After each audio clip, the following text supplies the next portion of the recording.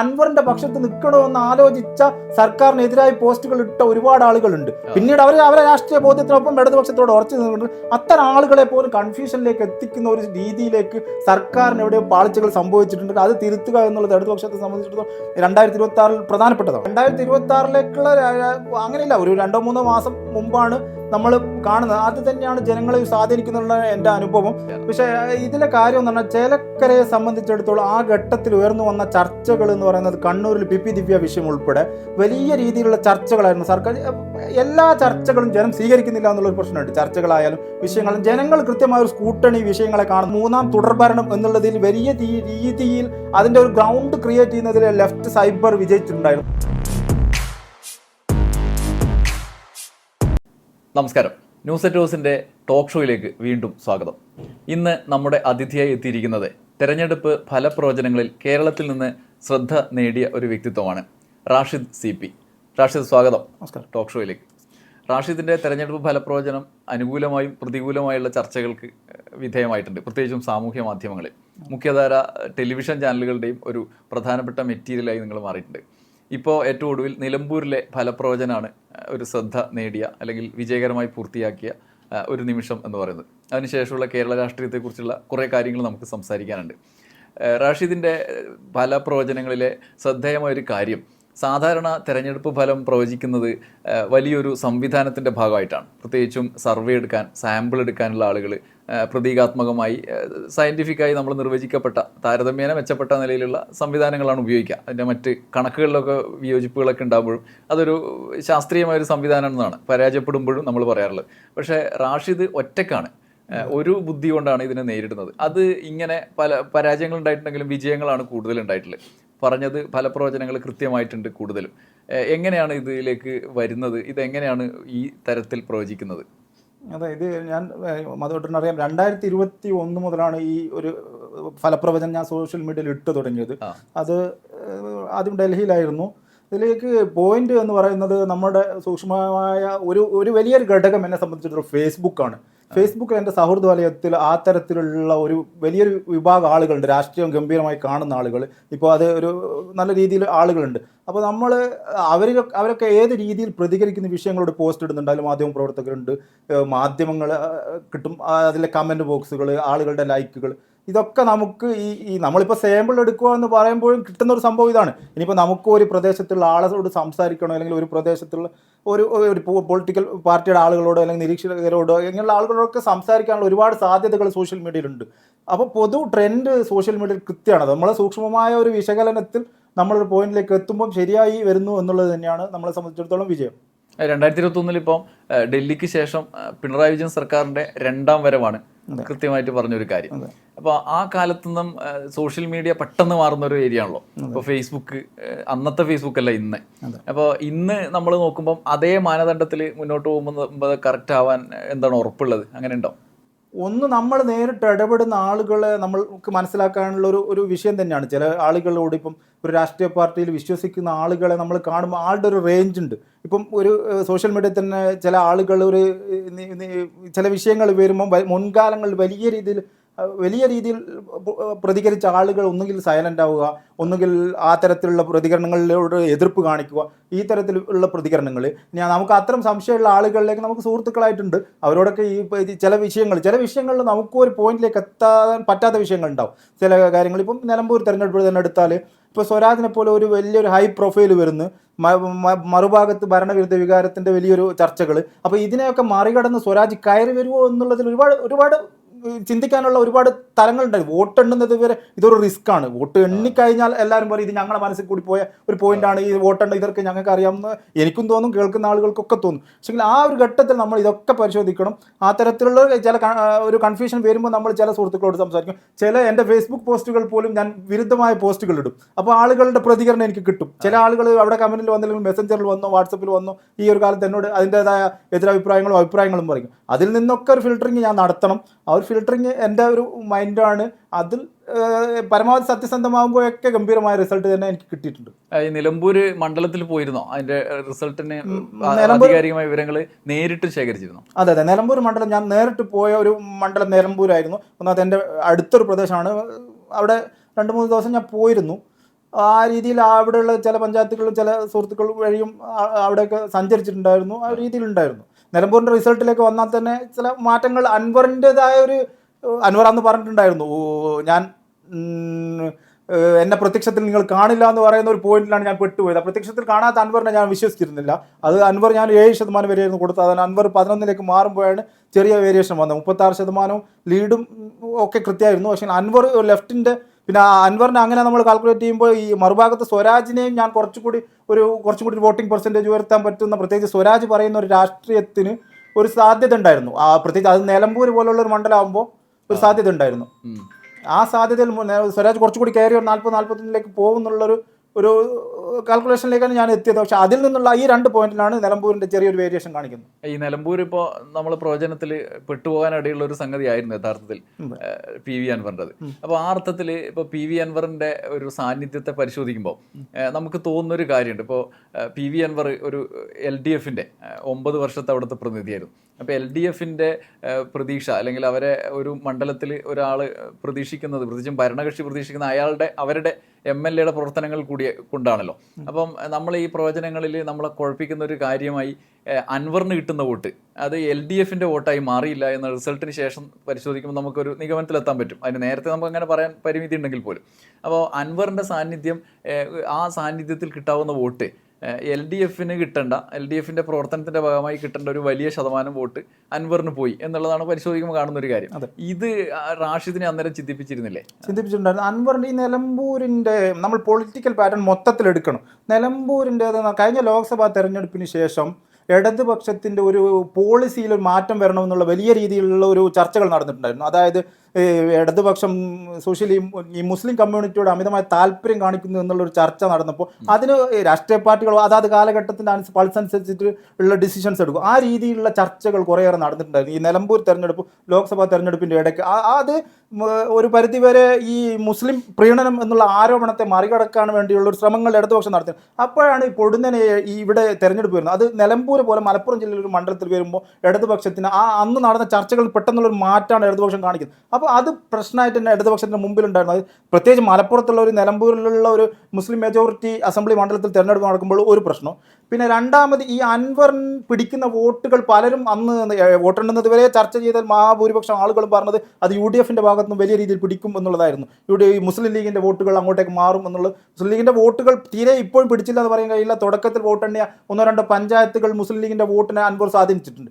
പക്ഷെ പറഞ്ഞു വരുന്നത് അൻവർ ഒരു 7-8% വോട്ട് ക്രിയേറ്റ് ചെയ്തതാണ്, വ്യക്തിപരമായി ക്രിയേറ്റ് ചെയ്തുകൊണ്ടാണ് നിലമ്പൂരിൽ 2 ടേമിൽ കഴിഞ്ഞ 2016-21 LDF ആ സീറ്റ് നിലനിർത്താൻ കഴിഞ്ഞു. അത് അൻവറിൻ്റെതായ രീതിയിലാണ് ആ രാഷ്ട്രീയം കൊണ്ടുവന്നത്. അൻവർ അത് അവിടെയുള്ള സാധാരണക്കാർക്കിടയിലേക്ക്, അതേപോലെ ഈ ഇടതുപക്ഷത്തോട് ചേർന്ന് നിൽക്കുന്ന മുസ്ലിം കമ്മ്യൂണിറ്റിയിലുള്ള ആളുകൾ എന്ന് പറയുന്നത് അവരെ താല്പര്യങ്ങളുണ്ട്. അത് മുസ്ലിം കമ്മ്യൂണിറ്റി ചില മതപരമായ താല്പര്യങ്ങൾ സംരക്ഷിക്കാൻ ഇടതുപക്ഷമാണ് ശരിയെന്ന് വിശ്വസിക്കുന്ന ഒരു പാറ്റേൺ ഓഫ് ആൾക്കാർ അന്ന് അൻവറിൻ്റെ കൂടെ നിന്നിട്ടുണ്ടായിരുന്നു.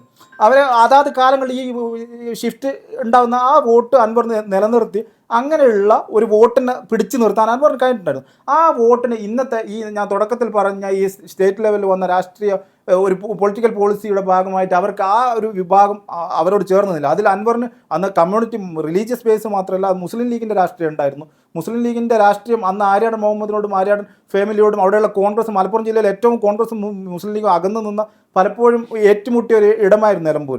ആ രീതിയിലൊക്കെ നഷ്ടപ്പെട്ട വോട്ടുകളായിരുന്നു അന്ന്. ആ വോട്ടുകളൊക്കെ തിരിച്ചു പിടിക്കുന്നതും അൻവർ പിടിച്ച നിർത്തിയ 6-7% വോട്ടിന് നിലനിർത്താൻ കഴിയില്ല എന്നുള്ളൊരു ബോധ്യത്തിൽ നിന്ന് തന്നെയാണ് ഞാൻ നിലമ്പൂരിൻ്റെ ഗ്രാഫ് ഇട്ടത്. അത് ഏകദേശം ആ രീതിയിൽ തന്നെയാണ് പോയത്. ചുരുക്കത്തിൽ LDF നിലമ്പൂരിൽ ചെയ്ത പണിയൊക്കെ, ആ പണിയുടെ ഉപയോഗം കിട്ടേണ്ട സമയത്ത് അതിൻ്റെ ആനുകൂല്യങ്ങളുമായിട്ട് അൻവർ പോയി എന്ന് പറയുന്നതിൽ തെറ്റില്ല അല്ലേ? അൻവർ വ്യക്തിപരമായി പിടിച്ച വോട്ടിന് ഞാൻ ഈ ഘട്ടത്തിൽ ഒരു വാല്യൂ ഉള്ള ഒരു ഐറ്റമായിട്ട് ഞാൻ കാണുന്നില്ല. അൻവറിൻ്റെതായ രീതിയിൽ ഞാൻ പറഞ്ഞില്ല 7% വോട്ടുകൾ. പിന്നെ അൻവർ എന്നുള്ളത് ഒരു 9 വർഷം ഇടതുപക്ഷത്തിൻ്റെ ഒരു ഭരണത്തിലിരുന്ന ഒരു സർക്കാരിൻ്റെ ഭാഗമായി നിലനിന്ന ഒരാൾ. ആ രീതിയിലൊക്കെ അൻവർ ഗ്രൗണ്ട് ലെവലിൽ സ്വാധീനം ഉണ്ടാക്കിയിട്ടുണ്ട്. മറ്റ് രാഷ്ട്രീയക്കാരെ കാണും ഗ്രൗണ്ടിൽ അൻവറിനെ കാണാൻ കിട്ടിയിട്ടുണ്ടായിരുന്നു ഒരു പരിധി വരെ. കഴിഞ്ഞ 2ാം ടേമിൽ അൻവർ ആഫ്രിക്കയിലൊക്കെ പോയിട്ടുണ്ടെങ്കിലും ഈ ഒരു കാലഘട്ടത്തിലൊക്കെ അൻവർ അവിടെ ഇറങ്ങി കളിച്ചിട്ടുണ്ടായിരുന്നു. അപ്പോൾ അൻവർ ഈ പറയുന്നത് ഇലക്ഷൻ പ്രചാരണ ഘട്ടത്തിൽ ആകെ അൻവർ പറയുന്നത് എന്ന് പറഞ്ഞാൽ ഞാൻ 70,000 വോട്ട് പിടിക്കും, 80,000 വോട്ട് പിടിക്കും, അമിതമായ ഒരു പ്രതീക്ഷ ജനങ്ങൾക്ക് കൊടുക്കുമ്പോൾ അതിനെ സ്വാധീനിക്കുന്ന ഒരു പാറ്റേൺ ഓഫ് വോട്ടേഴ്സ് ഉണ്ട്. അവർ ഒരു പക്ഷേ അൻവർ ജയിക്കുമെന്ന് വിശ്വസിച്ചിട്ട് ചെയ്ത വോട്ടുകൾ. പിന്നെ അൻവറിൻ്റെതായ വലിയൊരു രീതിയിൽ സ്വാധീനിക്കാൻ കഴിയുന്ന ഫിനാൻഷ്യൽ പവറാണ്. ആ രീതിയിലൊക്കെ അൻവർ പരമാവധി പൊരുതിയിട്ടുണ്ട്. അൻവറിൻ്റെ രാഷ്ട്രീയം നിലനിൽക്കണമെങ്കിൽ ഒന്നുകിൽ UDF LDF എവിടെയെങ്കിലും അവസാനിക്കണമെങ്കിൽ അൻവറിന് ഈ പോരാട്ടത്തിൽ ഇങ്ങനെ കാഴ്ചവെക്കേണ്ടത്. പക്ഷേ നമ്മൾ എടുത്തു നോക്കിയാൽ ഇതുപോലെ വന്ന സ്വതന്ത്രന്മാരൊന്നും ഒരു ഘട്ടത്തിൽ വിജയിച്ച് കയറി ലക്ഷ്യത്തിലെത്തിയ PC ജോർജ് അവസാന ഘട്ടത്തിൽ വന്ന PC ജോർജ് ഉൾപ്പെടെ നിരവധി കോൺഗ്രസിൻ്റെ മറ്റുള്ള പാർട്ടികളിൽ നിന്ന് വന്ന സ്വതന്ത്രർ രക്ഷപ്പെട്ടിട്ടുണ്ടായിരുന്നു. പക്ഷേ അവരൊന്നും രണ്ടാം ഘട്ടത്തിലേക്കൊന്നും ഈ ഒരു പവർ ഒരു വ്യക്തിപരമായി ആർക്കും കാണിക്കാൻ കഴിയില്ല, പിടിച്ചു നിൽക്കാൻ കഴിയില്ല. 5 വർഷമോ 3 വർഷമോ കഴിയുമ്പോൾ വരുന്ന തെരഞ്ഞെടുപ്പുകളിലൊന്നും പിടിച്ചു നിൽക്കാൻ. അൻവറിൻ്റെ രാഷ്ട്രീയം അസ്തമിച്ചിട്ടുണ്ട്. അൻവറിനെ ഈ ഒരു വോട്ടിൻ്റെ ബലത്തിൽ ഏത് മുന്നണിയിൽ എടുത്തു കഴിഞ്ഞാലും ആ മുന്നണിക്ക് ഒരു തലവേദനയായി തന്നെ അൻവർ മാറുമെന്നുള്ള കാര്യത്തിൽ നമ്മൾ ഈ രാഷ്ട്രീയം കാണുമ്പോൾ നമുക്കൊക്കെ മനസ്സിലാവുന്ന കാര്യം. അപ്പോഴും ഈ നേടിയ വോട്ടിന്റെ കണക്ക് നോക്കുമ്പം യഥാർത്ഥത്തിൽ ഇപ്പോൾ LDF കഴിഞ്ഞ 2 തെരഞ്ഞെടുപ്പിൽ ഇതിനെ സമീപിച്ചതിന്റെ ഒരു പെർസെൻറ്റേജ് ഒക്കെ നോക്കുന്ന വിജയ ശതമാനം നോക്കുന്ന ഘട്ടത്തിൽ അൻവർ പിടിച്ചൊരു വോട്ടിന്റെ നിർണായക ഘടകം അവിടെയുണ്ട്. UDFനെ സംബന്ധിച്ചല്ല, LDFനെ സംബന്ധിച്ച് 19,000-ഓളം വോട്ട് പിടിക്കാന്ന് പറഞ്ഞാൽ അതിന് 11,000-ഓളം വോട്ടിനാണ് തോൽക്കുന്നത്. അപ്പോൾ ആ അർത്ഥത്തിൽ അൻവർ ഒരു നിർണായക ഘടകമായി, LDFനെ സംബന്ധിച്ചൊരു നിർണായക ഘടകമായി എന്ന് തന്നെ പറയണ്ടേ? അൻവർ LDFനെ സംബന്ധിച്ചിടത്തോളം നിർണായക ഘടകമായി, അൻവർ ഇല്ലാതെയും ജയിച്ച UDFനെ സംബന്ധിച്ചിടത്തോളം അവർക്കും അവരുടേതായ വാദങ്ങളും അഭിമാനിക്കാനുള്ള വകയേറെയുണ്ട്. അൻവറിനെ പോലെ ഒരാളെ കൂടെ കൂട്ടി ഇത് ഒരു ജയം 20,000 25,000-ലേക്കോ പോയാലും അതിൻ്റെ ഒരു വലിയ രീതിയിലുള്ള പ്രതികരണങ്ങൾ അൻവർ നടത്തുമായിരുന്നു. ആ പ്രതികരണങ്ങളിൽ നിന്നൊക്കെ മാറി നിന്ന് ഇപ്പം നിലവിലുള്ള പ്രതിപക്ഷ നേതാവിന് അതിൻ്റെ കോൺഗ്രസ് സംവിധാനത്തിന് കൃത്യമായി അവകാശപ്പെടാൻ അവർക്കുള്ള കോൺഫിഡൻസ് നൽകുന്ന ഒരു വിജയത്തിലേക്ക് അവർ എത്തിയിട്ടുണ്ട്. അവർ സ്വന്തമായിട്ട് എത്തിയിട്ടുണ്ട്. അപ്പൊ ഈ നിലയിൽ അൻവറിന്റെ ഈ വോട്ട് കയ്യിൽ ശേഖരിച്ച വോട്ട് ഇപ്പൊ ഞാൻ നേരത്തെ പറഞ്ഞു, LDFനെ സംബന്ധിച്ച് അൻവർ പോയതോടെയുള്ള നഷ്ടം ഉണ്ടായത് LDFനാണ് ആത്യന്തികമായി.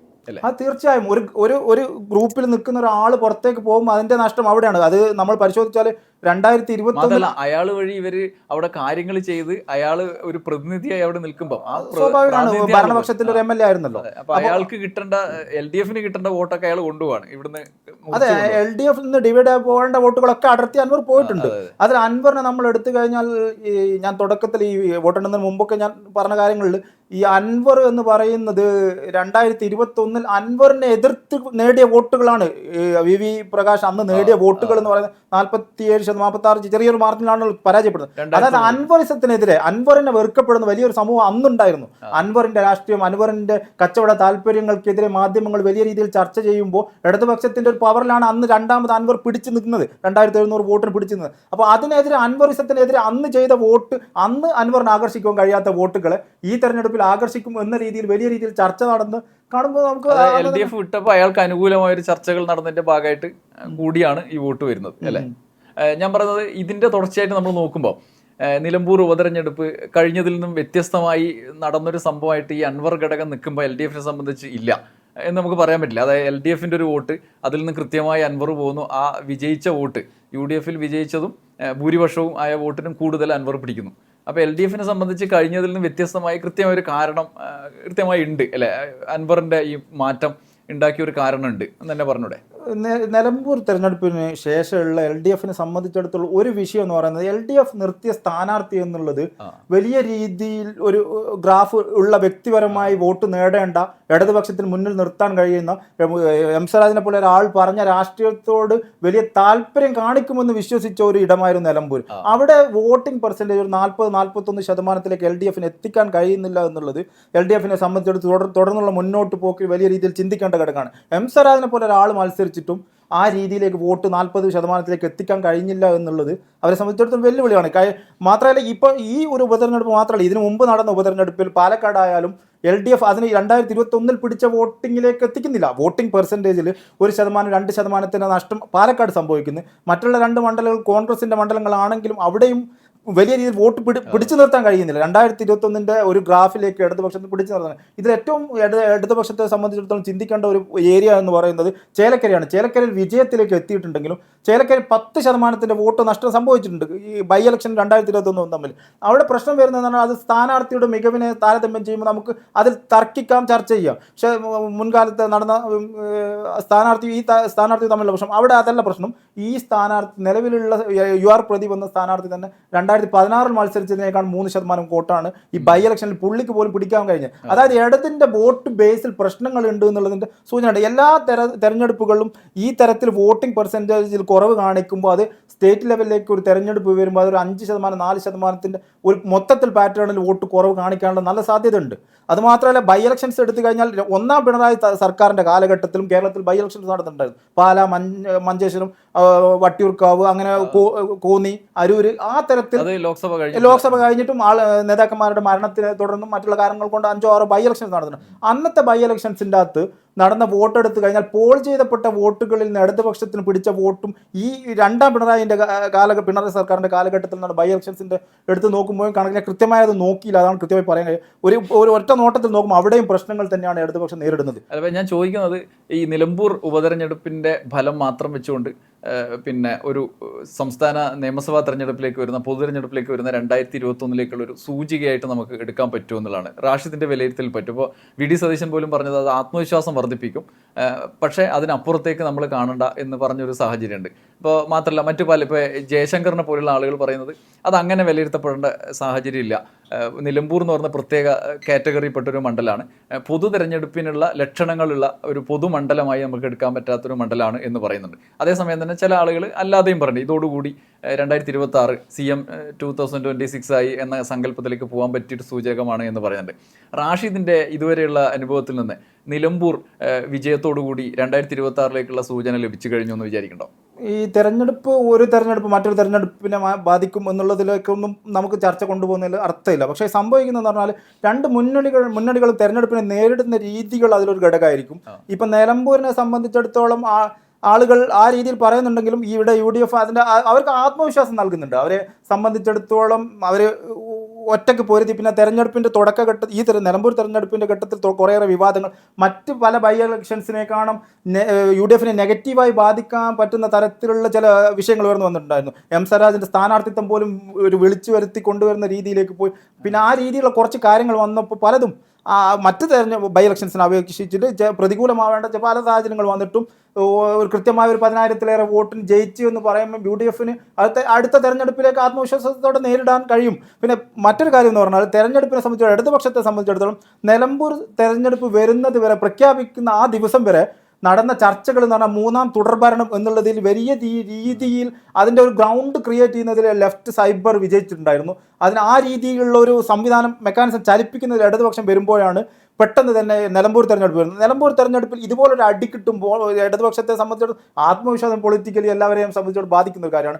ആ രീതിയിലുള്ള ഒരു അടി കിട്ടുമ്പോൾ അത് പിന്നെ ഒരു ടൈം ഓഫ് പീരീഡ് അവരെ സംബന്ധിച്ചിടത്തോളം ബാധിക്കുകയാണ്. ഇനിയിപ്പോൾ ഒരു തുടർഭരണം, മൂന്നാം ഭരണം എന്നുള്ളത് ഇന്നത്തെ സിറ്റുവേഷനിൽ ഉയർത്തുമ്പോൾ അതിന് അത്രത്തോളം ആ ഒരു പഞ്ച് കിട്ടത്തില്ല എന്നുള്ളൊരു പ്രശ്നം അവരെ സംബന്ധിച്ചിടത്തോളം നിലവിൽ ഇന്നത്തെ രാഷ്ട്രീയത്തിൽ ഉണ്ട്. ഇത് നമ്മൾ മുന്നോട്ട് പോകുന്ന ഘട്ടത്തിൽ ഈ പ്രവചനത്തിൻ്റെ കാര്യത്തിലേക്ക് തിരിച്ചു വന്നാൽ, റാഷിദ് പ്രവചനത്തിൻ്റെ ഓരോ ഘട്ടത്തിൽ കടന്നുപോയ സമയത്തുണ്ടായ ചില നമുക്ക് പിഴച്ചു പോയ കാര്യങ്ങളുണ്ട്, പറഞ്ഞത് നടക്കാതെ പോയ കാര്യങ്ങൾ, വിജയിച്ച കാര്യങ്ങളുണ്ട്. ഈ വിജയിച്ച കാര്യങ്ങളിലെ പ്രധാന ഘടകം ഒന്ന് ഈ പറഞ്ഞ പോലെ സർവേ മാതൃകയിൽ തന്നെ ഫേസ്ബുക്കിൽ നിന്നടക്കം സ്വീകരിക്കുന്ന വിവരങ്ങൾ. അതോടൊപ്പം തന്നെ ഈ അടിത്തട്ടിലെ ജനങ്ങളുടെ, നിലമ്പൂർ മാത്രമാണ് നേരിട്ട് പോയെന്ന് പറഞ്ഞില്ലേ, അപ്പോൾ അടിത്തട്ടിലെ ജനങ്ങളുടെ പ്രശ്നങ്ങളാണോ ഇനി പ്രധാനമായി ആധാരമാക്കുന്നത് രണ്ടാമത്തെ ഒരു ഘടകമായിട്ട്? തെരഞ്ഞെടുപ്പിൻ്റെ ഘട്ടത്തിൽ മാത്രം ഞാൻ രാഷ്ട്രീയ ചർച്ചകളൊക്കെ പറ്റാവുന്ന രീതി എൻ്റെ സമയത്തിൻ്റെ വലിയൊരു അളവ് വരെ രാഷ്ട്രീയവും വാർത്തകളുമായിട്ട് ചർച്ചകളും അതൊക്കെ കണ്ടിട്ടുണ്ട് പോകുന്നത്. പക്ഷേ എന്താ കാര്യം എന്ന് പറഞ്ഞാൽ എൻ്റെ ഏതൊരു വിഷയവും ഇതിലെത്ര വോട്ട് ആർക്ക് കിട്ടും എന്നുള്ളതാണ് എൻ്റെ പോയിന്റ്. ആളുകൾ എന്ത് ചർച്ച ചെയ്യുന്നു എന്നുള്ളതല്ല. ഇനി ഞാൻ എന്ന ഒരു വ്യക്തിയെ സംബന്ധിച്ചിടത്തോളം ഞാൻ ഒരു ഈ ഹൈന്ദവ വിശ്വാസമായിട്ട് വരുന്ന ഒരു വിഷയം, അല്ലെങ്കിൽ ക്രിസ്ത്യൻ കമ്മ്യൂണിറ്റി വരും, അല്ലെങ്കിൽ മുസ്ലിം കമ്മ്യൂണിറ്റി, ഞാൻ എൻ്റെ മനസ്സിൽ ആ രീതിയിൽ പാകപ്പെടുത്തി. ഈ തരത്തിൽ ഡീപ്പായിട്ട് ഇതിനെ ഞാൻ ചർച്ച ചെയ്യുമ്പോൾ കേൾക്കുന്ന ആളുകൾ അത് അത്രത്തോളം ഉൾക്കൊള്ളില്ല. ആ തരത്തിൽ ഞാൻ പരമാവധി ന്യൂട്രലായ ഒരു വിഷയത്തെ സമീപിക്കാൻ ശ്രമിക്കും. അതിൽ എന്താണ് ഇപ്പോൾ ഓരോ വിഷയങ്ങൾ വരുമ്പോൾ ഇതിൽ എത്രത്തോളം ആളുകൾ ഏത് രീതിയിൽ പ്രതികരിക്കും എന്നുള്ളതിനെ പറ്റി ഞാൻ വലിയ രീതിയിൽ ഒരു നിഷ്പക്ഷത കാണിച്ചിട്ടുണ്ടായിരുന്നു. നിഷ്പക്ഷം മീൻസ് എനിക്കൊരു ഡിസിഷൻ കിട്ടാൻ വേണ്ടിയുള്ള ഒരു സമീപനമാണ് അതിനോട്. അതോടൊപ്പം തന്നെ പാളിച്ച പറ്റരുത് അല്ലെങ്കിൽ പറ്റാൻ പാടില്ലാത്തൊരിടത്താണ് റാഷിദിന് പാളിച്ച പറ്റിയത്. അത് ചേലക്കര തെരഞ്ഞെടുപ്പിലാണ്. അതായത് ഈ സർക്കാരിൻ്റെ കാലത്ത് നടന്ന ഉപതെരഞ്ഞെടുപ്പുകളിൽ ഇപ്പോൾ നിലമ്പൂരിന് മുന്നേയുള്ള ഇതിൽ എല്ലാം സ്റ്റാറ്റസ് കോ ആയിരുന്നല്ലോ.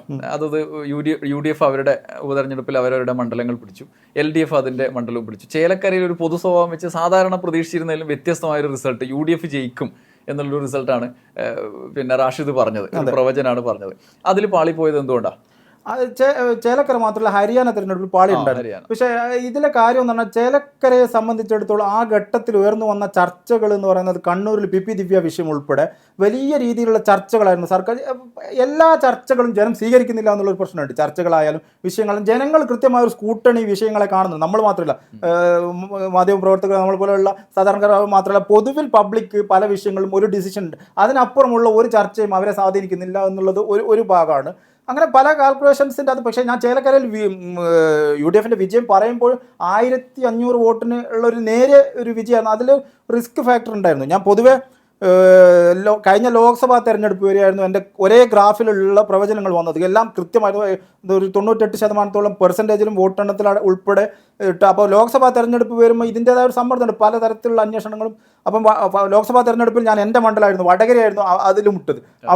അവിടെയും 1,14,000 ഞാൻ പറഞ്ഞപ്പോൾ വലിയ രീതിയിൽ സൈബർ അറ്റാക്കിൻ്റെ ഏറ്റവും കൂടിയ ഒരു ലെവൽ ഞാൻ അനുഭവിച്ചത് വടകരയിൽ എൻ്റെ മണ്ഡലത്തിൽ. അത് വ്യക്തിപരമായി ഞാൻ എടുക്കുന്നില്ല, പക്ഷെ അത് പ്രത്യേകിച്ച് അവിടെ മത്സരിച്ച് ശൈലജ ടീച്ചർ ഹൈ പ്രൊഫൈൽ മത്സരിക്കുമ്പോൾ ജയിക്കുമെന്ന് പ്രതീക്ഷിക്കുന്ന ഒരുപാട് ആളുകൾ ഉണ്ടായിരുന്നു. അപ്പോൾ ആ രീതിയിൽ അന്ന് ഉണ്ടായിരുന്നു. അപ്പോൾ ആ രീതിയിലുള്ള പ്രശ്നങ്ങളാണ് നേരിടുന്നത്. സൈബർ അറ്റാക്ക് വടകരയ്ക്ക് ശേഷമാണ് ഈ രീതിയിൽ ഈ ചേലക്കരയിലുള്ള പരാജയങ്ങൾ സംഭവിക്കുന്നത്. ഈ സൈബർ അറ്റാക്കിന് ലേക്ക് വരുന്ന സമയത്ത് റാഷിദ് ഇപ്പം രാഷ്ട്രീയ അഭിപ്രായങ്ങൾ പറയുന്നതിൻ്റെ ഭാഗമായിട്ട് വരുന്നുണ്ടോ? അതിൻ്റെയും കൂടി ചേർത്ത് വെച്ചിട്ട് ആളുകൾ വായിക്കുന്നുണ്ടോ? അതുണ്ട്. അത് അവരെ സംബന്ധിച്ചിടത്തോളം എന്നെ ഫോളോ ചെയ്യുന്ന ആളുകളിൽ അതുണ്ടായിരുന്നു. ചിലരൊക്കെ പറയും നിഷ്പക്ഷത എന്നുള്ളത്. അവിടെ ഒരു പ്രശ്നം വരുന്നത് എന്ന് പറഞ്ഞാൽ നിഷ്പക്ഷതയെ ഞാൻ ഈ പറയുന്ന രീതിയിൽ കാണില്ല. അപ്പോൾ നിഷ്പക്ഷത എന്ന് പറയുന്നത് ചില ആളുകൾ എടുക്കുക എന്ന് പറഞ്ഞാൽ ഇന്ന് ഒരു പോസ്റ്റ് കോൺഗ്രസിന് അനുകൂലം, നാളെ അല്ല അടുത്ത ആഴ്ച ഒരു BJP അനുകൂലം, മറ്റൊരു ദിവസം CPM അനുകൂലം. ആ രീതിയിൽ ഒരു നിഷ്പക്ഷതയെ ഞാൻ വിശ്വസിക്കുന്നില്ല. ഞാൻ കാണുന്ന ഒരു നിഷ്പക്ഷത എന്ന് പറയുന്നത് നമ്മൾ പ്രത്യേകിച്ച് ഇത് ആത്യന്തികമായ ഒരു ഭരണകൂടത്തെയാണല്ലോ നമ്മൾ ചർച്ച ചെയ്യുന്നത്. അപ്പോൾ ഭരണകൂടത്തിൽ ജനങ്ങൾക്ക് എത്രത്തോളം കോൺഫിഡൻസ് ഉണ്ട് എന്നുള്ളതാണ്. ആ കോൺഫിഡൻസിൽ ഈ ഭരണകൂടം നമുക്ക് പ്രതീക്ഷ എത്രത്തോളം നൽകുന്നുണ്ട് എന്നുള്ളതാണ്. ആ പ്രതീക്ഷ എത്രത്തോളം നൽകുന്നുണ്ട് എന്നുള്ളതിൽ നമ്മൾ ഗ്രൗണ്ട് ലെവലിൽ കാണുന്നത് വ്യക്തിപരമായ ബോധ്യങ്ങളിലേക്ക് നമ്മൾ എത്തും. ഇത് നിരാശപ്പെടുത്തുന്നുണ്ടോ, പുരോഗമനപരമായിട്ട് മുന്നോട്ട് പോകുന്നുണ്ടോ? അവിടെ നമുക്ക് കഴിഞ്ഞ കാലങ്ങളിൽ നൽകിയ പ്രതീക്ഷ ആ ഭരണകൂടം നൽകുന്നില്ലെങ്കിൽ അവിടെ നിന്ന് അങ്ങോട്ട് നമ്മൾ എടുക്കുന്ന തീരുമാനം തന്നെയാണ് നിഷ്പക്ഷത. പിന്നീട് നമ്മളെ തീരുമാനങ്ങൾ മാറണമെങ്കിൽ ഭരണകൂടം എന്ന് മാറിയോ അല്ലെങ്കിൽ ആ ഒരു രീതിയിൽ മറികടക്കുന്ന തരത്തിലേക്കുള്ള ഒരു കാര്യങ്ങൾ നമ്മളിലേക്ക് സർക്കാർ എത്തിക്കുമ്പോഴേ ആ ഒരു പോയിന്റിൽ നമുക്ക് വ്യതിചലിക്കാൻ പറ്റത്തുള്ളൂ. അപ്പോൾ ഇങ്ങനെ വിലയിരുത്തുന്ന സമയത്ത് ഈ ചേലക്കര റിസൾട്ടിൽ ഉണ്ടായ ഒരു പാളിച്ചയെ ഒരു പാടായിട്ട് എടുത്തിട്ടാണോ അതിന് ശേഷമുള്ള റിസൾട്ടൊക്കെ പോയത്? തീർച്ചയായും ചേലക്കരയിൽ ഉണ്ടായ പാഠം ഒരു വ്യക്തിപരമായ എനിക്കൊരു വീഴ്ച തന്നെയാണത്. അത് ഞാൻ ഉൾക്കൊള്ളേണ്ട വീഴ്ചയാണ്. അതിൽ ചില കാൽക്കുലേഷൻ പാളി എന്നുള്ളത് എനിക്ക് പേഴ്സണലി ചില ബോധ്യങ്ങളുണ്ട്. ആ രീതിയിലുള്ള ഒരു മറികടന്നിട്ടുള്ള ഒരു മുന്നോട്ട് പോക്കിനാണ് ശ്രമിച്ചത്. എന്ത് തന്നെയായാലും പ്രവചനം എന്ന് പറയുന്നത് രാവിലെ 8 മണിക്ക് വോട്ടെണ്ണുന്നത് സ്ക്രീനിലേക്ക് വരുന്നത് വരെ ആകാംക്ഷയാണ്. അതുവരെയുള്ള ആകാംക്ഷ വോട്ടെണ്ണി കഴിയുമ്പോൾ നമ്മുടെ മനസ്സിലെത്തും. നമ്മൾ പറഞ്ഞത് അത് തന്നെയാണ്, നമ്മൾ ചിന്തിച്ചത്. ആ ആകാംക്ഷയോട് പിരിമുറുക്കത്തിനിടയിൽ തന്നെയാണ് ഞാനും പ്രവചിക്കുന്നത്. അതിനപ്പുറമുള്ള ഒരു അമാനുഷിക ശക്തി എന്നിലുമില്ല. ഈ 2026 ഒരു പൊതുതെരഞ്ഞെടുപ്പാണ് ഇനി ഉറ്റുനോക്കുന്ന ഒരു കാര്യം. അതിനിടയിൽ പഞ്ചായത്ത് തെരഞ്ഞെടുപ്പ്, തദ്ദേശ തെരഞ്ഞെടുപ്പിൻ്റെ ഒരു ആകാംക്ഷയുണ്ട്. തദ്ദേശ തെരഞ്ഞെടുപ്പിൽ ഉണ്ടാകുന്ന വിജയപരാജയങ്ങളുടെ ഒരു തുടർച്ചയായിട്ട് തന്നെ 2026 പൊതുതെരഞ്ഞെടുപ്പിലേക്ക് അങ്ങനെ ആയിരിക്കില്ലേ കടക്കുക? തദ്ദേശ സ്വയംഭരണ തെരഞ്ഞെടുപ്പിൽ നമ്മളെപ്പോഴും മാനദണ്ഡമാക്കുന്ന ജില്ലാ പഞ്ചായത്ത് മെമ്പർമാരെയാണ് നമ്മൾ പരിശോധിക്കൽ. പക്ഷേ ആ കോർപ്പറേഷനേക്കാണ് ജില്ലാ പഞ്ചായത്തിനുള്ള കുറച്ചും കൂടി ഒരു ഗ്രാവിറ്റി കിട്ടുക. അപ്പോൾ ആ രീതിയിലുള്ള റിസൾട്ടുകൾ സ്വാധീനിച്ചതും ചരിത്രത്തിലുണ്ട്, സ്വാധീനിക്കാത്തതും ചരിത്രത്തിലുണ്ട്. തെരഞ്ഞെടുപ്പിന്റെ ഒരു ഏറ്റവും ഞാൻ ചോദിക്കാൻ കാരണം ആ അർത്ഥത്തിൽ ഇപ്പൊ നിലമ്പൂരിലേക്ക് തന്നെ പോകണമെങ്കിൽ നിലമ്പൂർ റിസൾട്ട് ഒരു പെർമനന്റ് സൂചികയായി നിൽക്കില്ലല്ലോ എന്നുള്ളതാണ് എന്റെ ചോദ്യം. ഇനി ഉണ്ടാകുന്ന ഡെവലപ്മെന്റുകൾ ഈ സർക്കാർ നിലവിൽ ഇനി ഉണ്ടാവുന്ന ഡെവലപ്മെന്റ് അത് ഇങ്ങനെ ഇലക്ഷൻ റിസൾട്ട് ആയാലും മറ്റ് നടപടികളായാലും സർക്കാർ നടപടികളായാലും ഇതിനെ മറികടക്കാൻ കഴിയില്ലേ എന്നുള്ളതാണ്. പൊളിറ്റിക്കൽ ഡെവലപ്മെന്റ്സ് അനുദിനം മാറും. നമ്മൾ ഊഹിക്കുന്നതിനപ്പുറമുള്ള മാറ്റങ്ങൾ സംഭവിക്കും. പക്ഷേ ജനങ്ങളെ നമ്മളിപ്പം ഈ സോഷ്യൽ മീഡിയ മാത്രമല്ല നമ്മൾ കാണുന്ന ഇടങ്ങളിലുള്ള ആളുകളോട് സംസാരിക്കുക. നമ്മുടെ വീട്ടിൻ്റെ അടുത്ത് നിന്ന് അപ്പോൾ എൻ്റെതായ വീടിൻ്റെ പരിസരത്തുള്ള ആളുകളോട് നമുക്ക് കവലയിൽ പോയി സംസാരിക്കുമ്പോൾ കിട്ടുന്നൊരു ഫീഡ്ബാക്ക് ഉണ്ട്. അത് ചിലപ്പം വലിയ രീതിയിൽ ഒരു പക്ഷം പിടിച്ച് രാഷ്ട്രീയം പറഞ്ഞ ആളുകൾ സൈലൻ്റ് ആവുന്നുണ്ട്. ആ രീതിയിൽ പ്രതീക്ഷ നഷ്ടപ്പെട്ട ആളുകളുണ്ട്. അപ്പോൾ ഈ തെരഞ്ഞെടുപ്പിൽ എനിക്ക് തോന്നുന്നു വരാനിരിക്കുന്ന തെരഞ്ഞെടുപ്പിലേക്കുള്ള തീരുമാനങ്ങൾ എടുത്തൊരു ജനവിഭാഗം നമ്മുടെ നാട്ടിൽ വലിയ രീതിയിലുണ്ട്. അവരെ സംബന്ധിച്ചിടത്തോളം ഇപ്പോൾ ഇടതുപക്ഷത്തിൽ വിശ്വസിക്കുന്ന സർക്കാരിൽ വിശ്വസിച്ച് വോട്ട് ചെയ്ത ആളുകൾക്ക് അവരാഗ്രഹിച്ച ഒരു ഇടത് നീതി ഉണ്ടായിരുന്നു. ആ ഇടത് നീതി എത്രത്തോളം പ്രാബല്യത്തിൽ വരുത്താൻ കഴിഞ്ഞു എന്നുള്ളതിനെ കുറിച്ച് വലിയ രീതിയിൽ ഭരണപക്ഷം ചർച്ച ചെയ്യേണ്ട ഒരു കാലഘട്ടം തന്നെയാണിത്. നമ്മളിപ്പം ഈ പൾസ് എടുക്കുന്നതിനാണ് ചോദ്യങ്ങൾ എപ്പോഴും ഞാൻ നേരിടുന്നത്. ഇപ്പം നമ്മളിപ്പോൾ അൻവറിൻ്റെ വിഷയത്തിൽ നിലമ്പൂർ തെരഞ്ഞെടുപ്പിൻ്റെ ഒരു ഘട്ടത്തിൽ അൻവർ രാഷ്ട്രീയമായി കളമാറ്റം നടത്തിയ ഒരു ഘട്ടം ഉണ്ടായിരുന്നു. രാഷ്ട്രീയമായി കളമാറ്റം നടത്തുന്ന അൻവർ ഒരു ഷോക്കിംഗ് ന്യൂസ് ആയിരുന്നു. ആ ഷോക്കിംഗ് ന്യൂസിൽ നമ്മളെ സംബന്ധിച്ചിടത്തോളം ഏറ്റവും കൂടുതൽ സംസാരിക്കുന്നത് ഇടത് സുഹൃത്തുക്കളാണ്. അവർ നല്ല രീതിയിൽ രാഷ്ട്രീയം പറയുന്ന കുറേ ആളുകളോട് നമ്മൾ സൗഹൃദം കളി. അത്തരം ആളുകൾ അൻവറിൻ്റെ പക്ഷത്ത് നിൽക്കണമെന്ന് ആലോചിച്ച സർക്കാരിനെതിരായി പോസ്റ്റുകൾ ഇട്ട ഒരുപാട് ആളുകളുണ്ട്. പിന്നീട് അവരെ രാഷ്ട്രീയ ബോധ്യത്തിനൊപ്പം ഇടതുപക്ഷത്തോട് ഉറച്ചു നിന്നുകൊണ്ട് അത്തരം ആളുകളെ പോലും കൺഫ്യൂഷനിലേക്ക് എത്തിക്കുന്ന ഒരു രീതിയിലേക്ക് സർക്കാരിന് എവിടെയോ പാളിച്ചകൾ സംഭവിച്ചിട്ടുണ്ട്. അത് തിരുത്തുക എന്നുള്ളത് ഇടതുപക്ഷത്തെ സംബന്ധിച്ചിടത്തോളം 2026 പ്രധാനപ്പെട്ടതാണ്.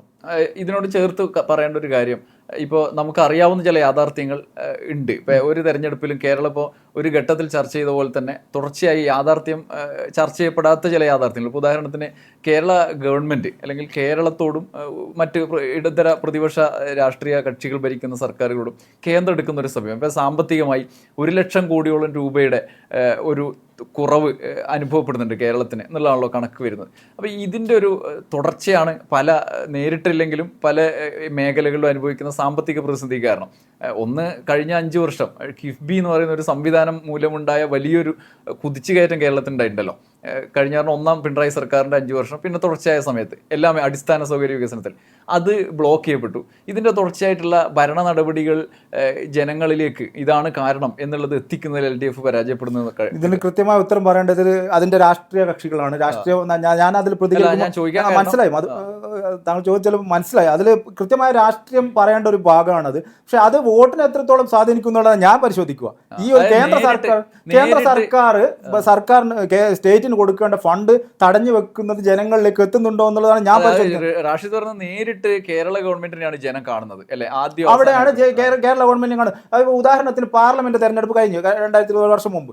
അന്ന് ചർച്ച ചെയ്തത് കേന്ദ്രത്തിലുള്ള കാര്യങ്ങൾ മാത്രമായിരുന്നല്ലോ. സംസ്ഥാന സർക്കാരിനെതിരെയാണ് ജനങ്ങളുടെ വോട്ട് ചെയ്യുന്നതിന്റെ ഒരു മാനദണ്ഡം വലിയൊരളവ് ആളുകൾ കണ്ടത് ഒന്നാണ്. പിന്നെ രണ്ടാമത് മോഡി എന്നുള്ള ഒരു ഫാക്ടർ, BJPയുടെ രാഷ്ട്രീയത്തോടുള്ള വിയോജിപ്പ്. ഇതാണ് അവിടെ ഈ കേന്ദ്ര സർക്കാരിന്റെ ഫണ്ട് കേരളത്തിന് കിട്ടിയില്ല എന്നുള്ളത്, അത് പിടിച്ചു വാങ്ങണം എന്നുള്ള പല രീതിയിലുള്ള ചർച്ചകളുണ്ട്. അതിന്റെ ചർച്ചകൾ രാഷ്ട്രീയ പാർട്ടികൾ നടത്തുന്നുണ്ട്. പക്ഷെ അത് വോട്ടിനെ എത്രത്തോളം പിടിച്ചു നിർത്താൻ ഇടതുപക്ഷത്തിന് കഴിയുമെന്നുള്ളത് അവരുടെ അതിനെ മറികടക്കുന്ന ഘട്ടത്തിലെ വീണ്ടും ഒരു സ്വാധീനത്തിലേക്ക് പോകാനുള്ള ഒരു പ്രധാനപ്പെട്ട മുദ്രാവാക്യം അവർക്ക് കിട്ടുക അല്ലെ, അങ്ങനെ ഒരു ഘട്ടം ഉണ്ടാക്കണം. അങ്ങനെ ഒരു ഘട്ടത്തിൽ അത് പ്രത്യേകിച്ച് ആ ഒരു ഏരിയയിൽ ഈ ഇടതുപക്ഷം പറയുന്നത് വെച്ചാൽ നിലവിൽ മുടങ്ങി കിടക്കുന്ന പെൻഷൻ, ആ രീതിയിലുള്ള കുറേയേറെ കാര്യങ്ങളുണ്ട്. അതൊക്കെ ജനങ്ങളെ സംബന്ധിച്ചിടത്തോളം പ്രശ്നമാണ്. പിന്നെ അത്തരം ഇത് മറികടക്കുമ്പോഴും മറ്റൊരു എലമെന്റ് എന്ന് വെച്ചാൽ ജനങ്ങൾക്ക് അനുഭവിച്ചുകൊണ്ടിരിക്കുന്ന ഒരു സാഹചര്യമുണ്ട്.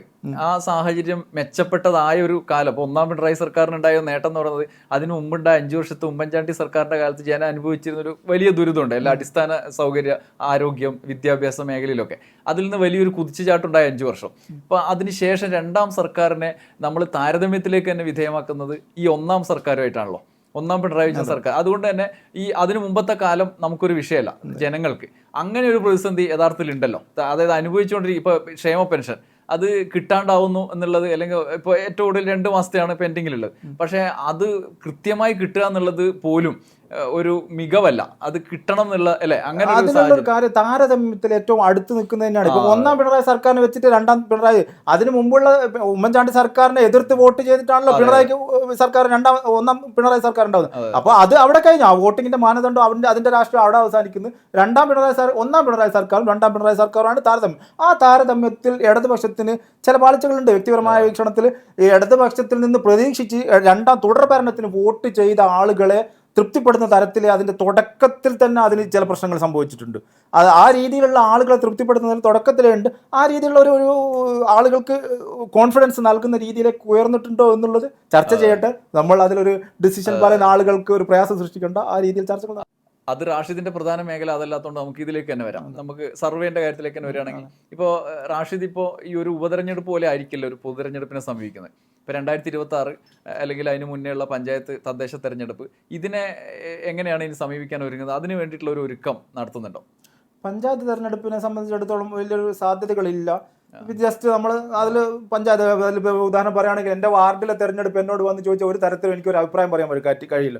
അതിൽ വാർഡിലെ 300-500 ആളുകൾ എങ്ങനെ പ്രതികരിക്കും എന്നുള്ളതിന് എനിക്കൊരു സോഴ്സ് ഇല്ല അവരിലേക്ക് എത്താൻ. ഞാൻ അവരെ വീട്ടിൽ പോയി സർവേ എടുക്കേണ്ടി വരും. സർവേ നേരത്തെ ചോദിച്ചാൽ സർവേ എടുക്കുമ്പോഴും നേരിട്ടുള്ള സർവേ എടുക്കുന്ന ടീമുകളുണ്ടല്ലോ നമ്മുടെ രാജ്യത്ത് വലിയ രീതിയിൽ അഡ്രസ്സുള്ള സംവിധാനങ്ങളിൽ ഞാൻ ഒരു അവരെ കുറ്റപ്പെടുത്തുകയല്ല, അവരെ ഒരു ന്യൂനത എന്ന് പറയുന്നത് നേരിട്ട് നമ്മൾ സർവേ സമീപിക്കുമ്പോൾ ഒരാൾക്ക് പറ്റത്തില്ല. അപ്പം കുറേ ടീമിനെ നമ്മൾ ഡെവലപ്പ് ചെയ്ത് അത് അവരാണ് പോയിട്ട് ഗ്രൗണ്ടിലേക്ക് പോകുന്നത്. അവരോട് പ്രതികരിക്കുന്ന ആളുകൾക്ക് ആത്മാർത്ഥത വേണം.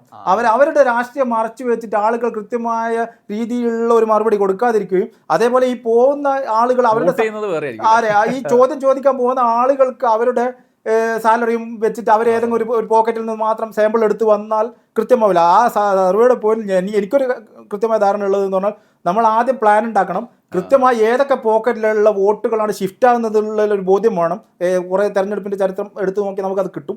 അത്തരം പോക്കറ്റിൽ പോയി കൃത്യമായ സാമ്പിളുകൾ എടുത്താൽ സർവേകൾ ഈ ഗ്രൗണ്ടിൽ ഇറങ്ങി ചെയ്താൽ കൃത്യമാവും എന്നുള്ളൊരു ബോധ്യവും കോൺഫിഡൻസ് എനിക്കുണ്ട്. അപ്പോൾ ഈ 2026 കാര്യം ഞാൻ പറഞ്ഞത് അതിന് മുന്നോടിയായിട്ട് ഇപ്പം എങ്ങനെയുള്ള വിലയിരുത്തലുകളിലേക്ക് കടന്നോ, എന്താണ് ഇപ്പോൾ ഈ നിലയിലുള്ള ഒരു ചിന്ത?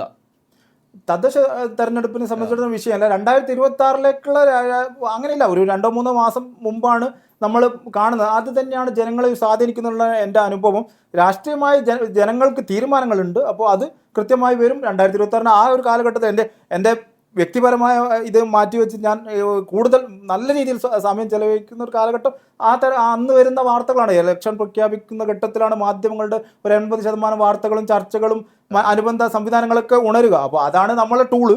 അതിൽ നിന്നാണ് നമ്മൾ ഇതുവരെ ഈ ഒരു ലക്ഷ്യത്തിലെത്തി. ഈ തരത്തിലൊക്കെ സംസാരിക്കും ആളുകൾ അമിതമായ ആത്മവിശ്വാസം എന്നുള്ളതോ അമിതമായ പ്രതീക്ഷ എന്നുള്ളതോ നാളുകളിൽ പൂർണ്ണമായി ശരിയാവുമെന്നുള്ള ഒരു ഏരിയയിലല്ല ഞാൻ കൈവെക്കുന്നത്. ആ ബോധ്യത്തോടു കൂടി തന്നെ അതിനെയും ഞാൻ സമീപിക്കും. അപ്പോൾ ഇങ്ങനെ നമ്മൾ ഒരു ഘട്ടം കടന്നു വന്ന സമയത്ത് പല സമയത്ത് നമ്മൾ ശ്രദ്ധേയമായ നിലയിൽ ഫലപ്രവചനം നടത്തിയിട്ടുണ്ട്. അപ്പോൾ അന്നേരം ആ സമയത്ത് ഏതെങ്കിലും തലത്തിലുള്ള ആളുകൾ താങ്കളിലേക്ക് ഉപദേശങ്ങളായിട്ട് വന്നിട്ടുണ്ടോ, അല്ലെങ്കിൽ ഇതിൻ്റെ വഴി എന്താണെന്ന് ചോദിച്ച് വന്നിട്ടുണ്ടോ? പ്രത്യേകിച്ചും ഈ സർവേ പ്രവചനക്കാരെ മറികടന്നിട്ടുണ്ട് പല ഘട്ടത്തിലും. അപ്പം അങ്ങനെ കേരളത്തിന് പുറത്തോ അല്ലെങ്കിൽ കേരളത്തിലുള്ള പ്രധാനപ്പെട്ട ആളുകൾ ഇതിനെപ്പറ്റി സംസാരിച്ചിട്ടുണ്ടായിരുന്നു? കേരളത്തിന് പുറത്തുള്ള ചില സർവേ ചെയ്യുന്ന ടീമുകൾ തന്നെ ബന്ധപ്പെട്ടിരുന്നു. അവർ കർണാടക ബേസ് ആയിട്ടുള്ള ആളുകൾ വന്നിട്ടുണ്ട്. അങ്ങനെ പല ആളുകളും ചിലർ വന്നിട്ടുണ്ട്. പിന്നെ എനിക്ക് ഈ ആളുകളിൽ നിന്നുള്ള പ്രതികരണം എനിക്കൊരു ആവശ്യമുണ്ടല്ലോ. അപ്പോൾ ഒരു ഘട്ടം കഴിഞ്ഞപ്പോൾ ആളുകളുടെ പ്രതികരണം ഞാൻ ആഗ്രഹിച്ചതിനപ്പുറമുള്ള പ്രതികരണങ്ങളും അവരുടെ രാഷ്ട്രീയ കാഴ്ചപ്പാടുകൾ എന്നെ സ്വാധീനിക്കണമെന്നുള്ള രീതിയിൽ കമൻറ്റുകളായിട്ടും മെസ്സഞ്ചറിലായിട്ടും വാട്സപ്പിലായിട്ടും കോളുകളായിട്ടും വരാറുണ്ട്. ചില ആളുകൾ ഈ രീതിയിലൊക്കെ ബന്ധപ്പെട്ടിട്ടുണ്ട്.